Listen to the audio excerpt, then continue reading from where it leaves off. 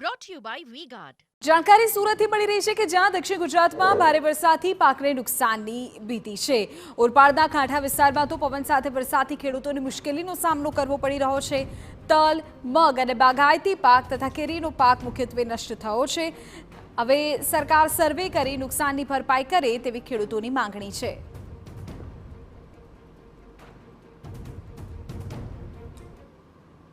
ચોથું માવઠું છે અને જે રીતે ભયંકર રીતે જે રીતે વરસાદ અને ખાસ કરીને જે રીતે વાવાઝોડું આવ્યું એને કારણે તલ અને મગને પાકને અને ખાસ કરીને જેમે જોવો તો ડાંગરના પાકને સવિશેષ મોટું નુકસાન થયું છે। ખેડૂતો નિરાશ થયા છે અને આદરણીય આપણા મુખ્યમંત્રીશ્રીએ પણ જે રીતે તપાસના આદેશોને ખાસ કરીને જે રીતે નુકસાન થયું છે ખેડૂતોને સર્વે કરાવીને ખેડૂતોને તાત્કાલિક સહાય મળે એ દિશાના જે પ્રયત્ન આરંભ્યા છે એને ધન્યવાદ છે। ચોક્કસ અમને આશા છે કે આવનારા દિવસોમાં ખેડૂતોને જે નુકસાન થઈ રહ્યું છે એનું પૂરું વળતર મળશે। Brought to you by V-Guard.